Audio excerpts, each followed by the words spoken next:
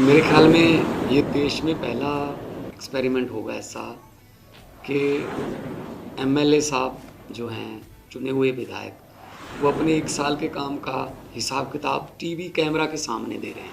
आम आदमी पार्टी काम की राजनीति के लिए जानी जाती है।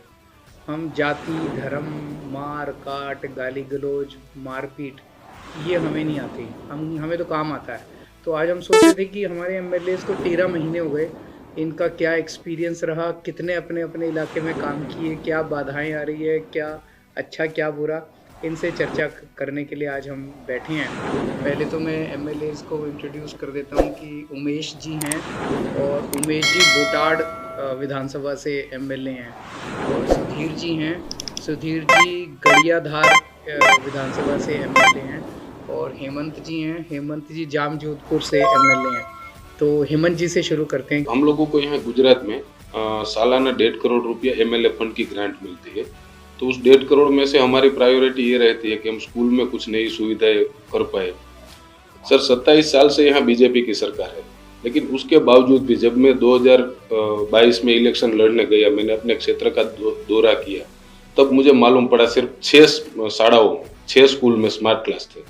तो मैंने अपने फंड से पहले तो ये किया कि मैं जितने ज़्यादा हो सकते हैं स्मार्ट क्लास अवेलेबल करवाऊं, ताकि आज के 21वीं सदी के युग में लोग वहाँ पे लोगों के बच्चे उस हिसाब से पढ़ सकें। टीचर की सर बहुत कमियां हैं। बहुत सारे स्कूल्स, मतलब पिछले 2021 में करीब, मैं अपने क्षेत्र की ही बात करूं, उस टाइम पे मैं विधायक नहीं था, तब भी ये लोग 33 स्कूल बंद कर रहे थे। तो उसमें से हमने लड़ाई लड़के 16 स्कूल चालू रखवाए थे और एक प्रोटेस्ट किया, और उस प्रोटेस्ट के माध्यम से 16 स्कूल हमने चालू रखवाए थे। उसी टाइम पे 2021 में इन लोगों ने एक साथ करीब 7,000 स्कूल गुजरात में बंद कर दिए थे। और पूरे गुजरात में लोगों ने बहुत सारी लड़ाई इसके ऊपर लड़ी थी, फिर भी बंद कर दिए थे। मतलब अलग अलग की यहाँ पे संख्या नहीं हो रही। जैसे आप 20 बच्चे हैं, एक ही टीचर्स दोगे तो वहां पे कोई पढ़ने तो आएगा नहीं, तो उस हिसाब से फिर अपने आप में बच्चे वहां से निकलते जाते हैं। मतलब पहले सुविधाएं कम करते हैं, जैसे ही बच्चे कम होते हैं तो वो स्कूल बंद कर देते हैं। तो वो बच्चे कहाँ जाते हैं फिर? सर उसको फिर प्राइवेट स्कूलों में जाना पड़ता है, जैसे वो 60,000, 80,000, 1-1 लाख रुपया फी देके। प्रायोरिटी हमारी ये रहती है कि पीने का पानी और स्कूल में हम लोग जितना ज्यादा कर सकते हैं तो कर रहे हैं उस हिसाब से। जैसे मैं बोलूं, मेरे क्षेत्र में सर 30 साल से एक भी नया डैम नहीं बना था। तो एक 5 जगह ऐसी अभी लोकेशन हमने डिफाइन करके अभी उनकी मैंने गवर्नमेंट में दरखास्त की है। तो वो डैम बनवाएंगे आप? डैम बनवाने के लिए मैंने वहां से मांग की, अभी बजट बन रहा है। सर 16 जितनी केनालें मेरे क्षेत्र में चल रही है, 30 डैम थे। उस डैमों से, मतलब छोटी एमआई स्कीम जिनको बोल सकते हैं, तो उसमें से काफी सारी केनालें बंद पड़ी हुई थी। तो हमने प्रायोरिटी ये की कि वो केनाल अगर चालू कर दी जाए तो केनालें चालू करवाई सर उनको। नहीं तो जो फसल है क्या बिक जाती है? मंडियों का कितने किलोमीटर पे मंडी हो? हमारे यहाँ पे सर एक तालुका में एक ही मंडी है। तालुका में एक तहसील? हाँ, तहसील में एक मंडी? सिर्फ एक मंडी। एक तहसील में एक मंडी, और एक तहसील में करीबन 60 से 70 गांव। कोई बड़ा गांव का अगर तहसील हो गया, एक मंडी। पंजाब में तो हर एक गांव में मुझे पता है सर 60-70 गांव। मूंगफली है, पल्सेस बाग बोल रहे हैं, तो फिर एक ही मंडी में लेके जाते हैं? हाँ, सारा एक ही मंडी। तो बिक जाती है? सर बिकने में ऐसा है, जैसे पे बिकने में पूरे रेट नहीं मिलते, बिक तो जाती है। एमएसपी से कम मिलती? हाँ, एमएसपी से कम में बिक। मजबूरी है? मजबूरी। और एमएसपी में भी ये होता है सर कि ये लोग मतलब एक क्राइटेरिया डाल देते हैं कि जैसे 125 मन ये हम लोग मूंगफली खरीदेंगे। अब एक किसान को 400 मन मूंगफली हुई है, तो 125 वो परचेस करेंगे गवर्नमेंट से। उनका पेमेंट हमें 2-2, 2.5 महीना, 3-3 महीना तक नहीं मिलता। कभी कभी हमें उसके लिए भी आवेदन करना पड़ता है। तो ये गुजरात मॉडल हमको दिखाया जाता था। हाँ, दिखाना कुछ और होता है कुछ और। सर जो कैमरों पे या एड में हम लोग गुजरात मॉडल देखते हैं, वो शहरी इलाकों का चुनिंदा फेस का मॉडल देखते हैं। सर मैं तो चाहूंगा कि आप लोग गाँव-गाँव घूमें, आइए, वहाँ का जो मॉडल है वो हमें दिखाना चाहिए। बहुत बुरा हाल है सड़कों का। हम लोग भी, जैसे मुझे सैलरी मिल रही है, गुजरात के विधायकों को पेंशन नहीं है, सैलरी है सिर्फ। तो सैलरी में जब चुनाव लड़ा उसी टाइम एफिडेविट करके दिया था कि जो मुझे सैलरी मिलेगी वो मैं लोगों के भले के लिए लगा दूंगा। तो अभी कहीं पे भी समूह शादी होती है या किसी बच्चे की फीस भरनी है तो उस चीजों पे मैं लगा रहा हूँ। जैसे हमारे तालुका सेंटर पे आज लाइब्रेरी में रिसेंटली हम लोग 10-15 दिन में अभी नई भर्ती या गवर्नमेंट जॉब के लिए आने वाली है, तो दोनों तालुका पे मैं लाइब्रेरी अपने खुद के खर्चे से जो मुझे एमएलए बना का रहे हैं। पगार मिल रहा है, मतलब उससे मैं लाइब्रेरी बनाने की हम लोग तैयारियां कर रहे हैं। 15 दिन में स्टार्ट कर देंगे। सुधीर जी। मैं गायधर विधानसभा से आता हूँ, जो सारी 90% एग्रीकल्चर से ही जुड़ी हुई है और गुजरात के कई इलाकों में से सबसे ज़्यादा पानी की दिक्कत वहाँ है। तो हमारा काम ज़्यादातर पानी के आसपास ही रहेगा। पिछले 75 साल से अभी पानी पहुँचा नहीं है। सोनी योजना अब नज़दीक आ गई है तो पहुँची। तो मैंने 20 गाँव में एक लाइन मंजूर करवाई है। तो अगले 2 सालों में 20 गाँवों को पूरी तरह से पानी मिल जाएगा और सुजलाम सुफलाम योजना के तहत हम सारे गाँवों में तालाब भरवा रहे हैं। जी सर, मैं बोटाद विधानसभा से आता हूँ और ये मैंने आपसे माध्यम से आज पूरे आपके माध्यम से सर मैं जो मैंने 1 साल में जो काम किया है मेरा रिपोर्ट कार्ड मैं आपको दे रहा हूँ और कल से ये पूरे मेरे विधानसभा क्षेत्र में मैं बांटने डोर टू डोर जाऊंगा। ठीक है, एक बार ये दिखा देते हैं कैमरा पे। तो सर सबसे पहले मैंने मेरे बोटाद क्षेत्र में जो काम किया वो सबसे ज़्यादा स्कूल का काम किया है। तो मेरी एक सरवा की स्कूल थी, वहाँ बच्चे 3 साल से मतलब मैदान में पढ़ रहे थे। तो सबसे पहले मैंने ये 3 स्कूल बनाई। आज वो बन के तीनों स्कूल हाँ तीनों स्मार्ट क्लास के साथ वो बनवा दी है। वो 16 करोड़ 53 लाख खर्च ये पूरी हो गई तीनों गाँव में। और आरोग्य की बात करें तो जब बोटाद जो डिस्ट्रिक्ट बना तो वो आज तक मेरे को सिविल हॉस्पिटल नहीं बना। तो सबसे पहले मैंने सर गायनिक डॉक्टर की निमणूक की और जो MRI जो मशीन आता है और सोनोग्राफी मशीन वो मैंने मांग की। तो वो एक सोनोग्राफी मशीन लाके मतलब गायनिक विभाग शुरू करवाया। तो 1 साल में मैंने 1753 बहनों की डिलीवरी सक्सेसफुल करवाई सोनावाला हॉस्पिटल में। साथ ही वो हॉस्पिटल में एक भी आंखों का डॉक्टर नहीं था, तो एक आंखों का डॉक्टर निमणूक करवाया 1 साल के अंदर और पूरा एक विभाग ही चालू करेगा। और एक फिजियोथेरापी हमारे पास नहीं था, तो नया ही फिजियोथेरापी ये सोनावाला हॉस्पिटल में मैंने चालू करवा दिया है। और साथ ही एक मेरे बगल में एक गांव पड़ता है बोटाद के बगल में कानियाड़। तो कानियाड़ में मैंने PSC सेंटर नया खोल दिया अभी पूरा। और साथ ही जो मेरा भद्रावड़ी गांव है वहाँ PSC सेंटर तो था सर, लेकिन उसका बिल्डिंग नहीं था नया। तो वो बिल्डिंग आज कंप्लीट हो गया है और वो बिल्डिंग में डिलीवरी का डॉक्टर गायनेक भी हो गया, वहाँ भी डिलीवरी हो जा रही है। और मैंने अपने MLA ग्रांट से वहाँ एक एम्बुलेंस भी मैंने दे दी है PSC। और मेरे बोटाद शहर जो 2.5 लाख से ज़्यादा आबादी वाला शहर है, तो वहाँ एक भी मैं MLA बना तब भी एक भी अर्बन सेंटर नहीं था। जैसे आपको मोहल्ला क्लिनिक बोलते हैं ना, वहाँ नहीं था। तो अर्बन 2 और अर्बन 3 वो मैंने 1 साल में मतलब भावनगर रोड पे और एक पारियद रोड पे अभी शुरू किया है, 2 और मांगे है। दूसरा मेरे क्षेत्र में जो है वो कपास से जुड़े फार्मर्स ज़्यादा है सर, तो एक भी उद्योग नहीं था। तो सबसे पहले मैंने विधानसभा में यही प्रश्न उठा कि मैं मेरे क्षेत्र में रोजगारी युवाओं को कहाँ दे। तो एक मेरे को GIDC दी, तो अगले महीने ही मैंने उसका भूमि पूजन किया। मेरे को 22 करोड़ GIDC के लिए दिए हैं। और एक मैंने सब यार्ड लाठीदड़ में बनवाया है, वो भी अभी 95% पूरा हो गया है लाठीदड़ में। मतलब GIDC और एक सब यार्ड, वो एक उद्योग के क्षेत्र में मैं अभी 1 साल में। तो GIDC से क्या करवा रहे हो? Gujarat industrial development. हाँ, अभी मेरे क्षेत्र में गुजरात में सबसे ज़्यादा जो क्वालिटी वाइज कपास होते हैं और सबसे ज़्यादा क्वांटिटी का कपास होता है वो बोटाद से उगता है सर। बोटाद मार्केटिंग यार्ड हमारा 1st नंबर का गुजरात का यार्ड है। इंडस्ट्री लगवा रहे हो? अभी मैं 2-3 बात है, अभी मैं MLA बना उसके बाद मैंने 2 स्पिनिंग मिल चालू करवाए हैं और 3-4 लोगों से अभी बात चल रही है। अगर एक स्पिनिंग मिल में चालू करता तो 700 से 800 लोगों को वहाँ रोजगार मिलता है।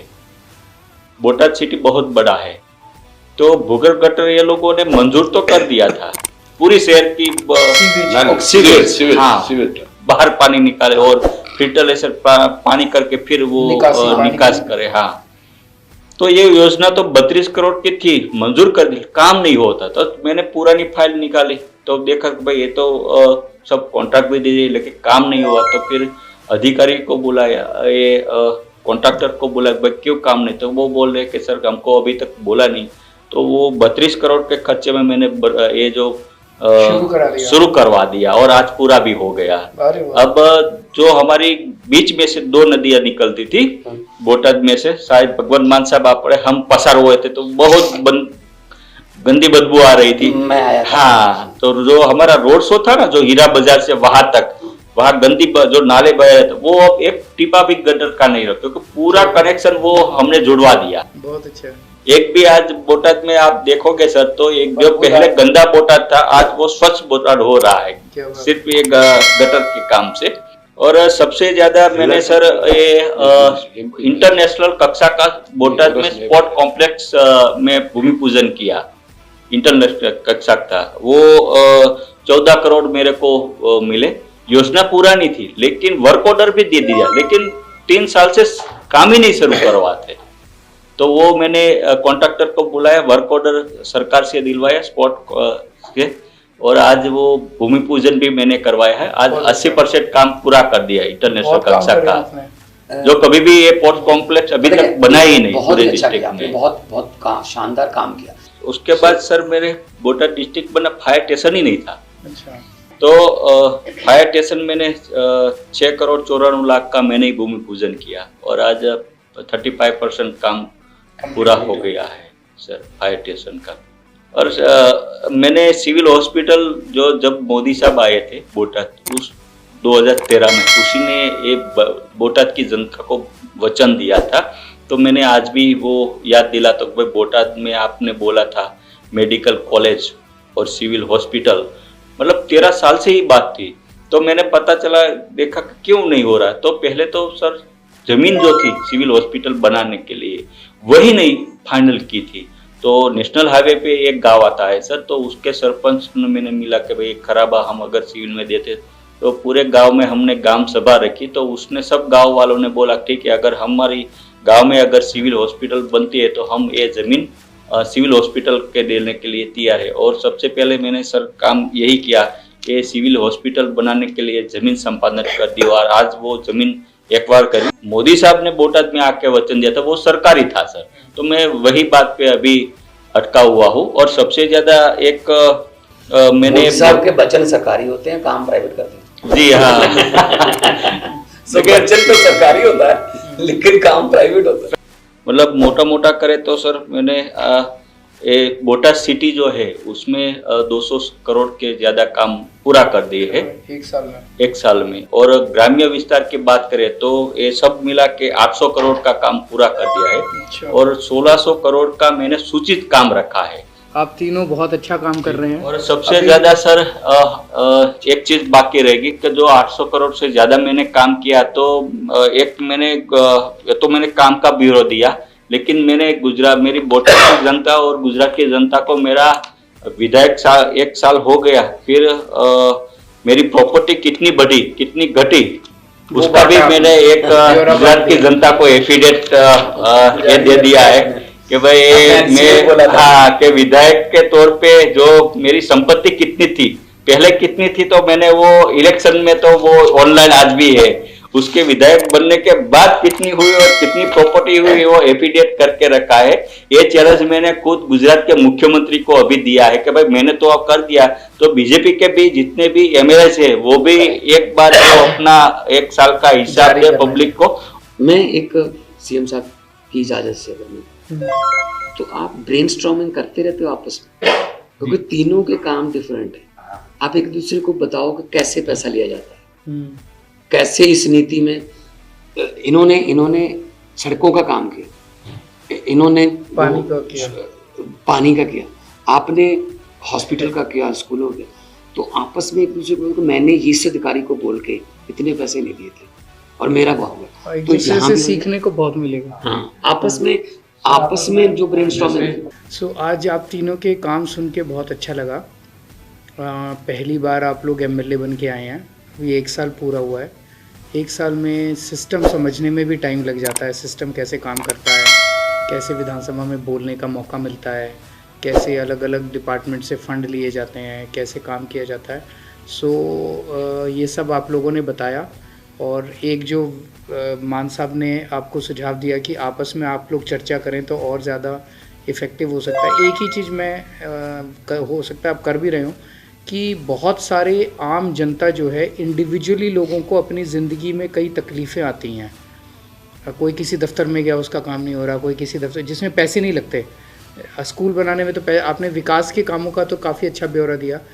अपना कोई ना कोई फ़ोन नंबर, चाहे अपना चाहे अपने पीए का, या एक फ़ोन नंबर सबको दे के रखो, ताकि रात बिरात या दिन में या रात में, हो सकता है आपने दे रखा होगा, अगर कोई आपसे संपर्क करना चाहे और उसको मुसीबत आ रही है, अस्पताल में एडमिशन कराना है, कोई बीमार हो गया, कोई पुलिस में फंस गया, तो जनता आपसे संपर्क में रह सके। दूसरी बात, ज़्यादा से ज़्यादा जनता के बीच में जाके रहो, घूमते रहो ज़्यादा, जितना जनता। तो ये दो चीज़ें बहुत ज़रूरी हैं। आप कर भी रहे होंगे क्योंकि समय कम है, तो अभी उसके ऊपर टिप्पणी नहीं करेंगे। हाँ, मैं ये भी कहना चाहता हूँ कि हमारे जो चौथे एमएलए हैं चेतर वसावा, वो अभी जेल में हैं। और जेल में इसीलिए गए थे क्योंकि उन्होंने किसी किसान की, जो कि बहुत ज़्यादा मुसीबत में था, फॉरेस्ट वालों ने उसके ऊपर अत्याचार किया था, उसको बचाने की उन्होंने कोशिश की, जिसकी वजह से उन्हें जेल में डाल दिया गया। और बेहद बेहद बेहद लोकप्रिय हैं पूरे इलाके के अंदर। तो लोकप्रिय हैं तो इसका मतलब काम अच्छा ही कर रहे होंगे, तभी लोकप्रिय हैं। तो वो अभी जेल में हैं। जब वो जेल से छूटेंगे तो अगले सेशन में हम चेतर वसावा को भी अपने साथ बिठाएंगे और उनके भी जो उन्होंने काम किए हैं उनके बारे में भी जानेंगे। पर आज की आपके साथ बात करके अच्छा लगा, और पार्टी का प्रधान होने के नाते मैं समझता हूं कि मैं इस तरह के अपने एमएलएज़ के साथ दूसरी जगहों में भी इस तरह के सेशन करता रहूँगा, ताकि सभी एमएलएज़ के अंदर जो है वो ऊर्जा आती रहे। तो बहुत बहुत धन्यवाद आपका, थैंक यू।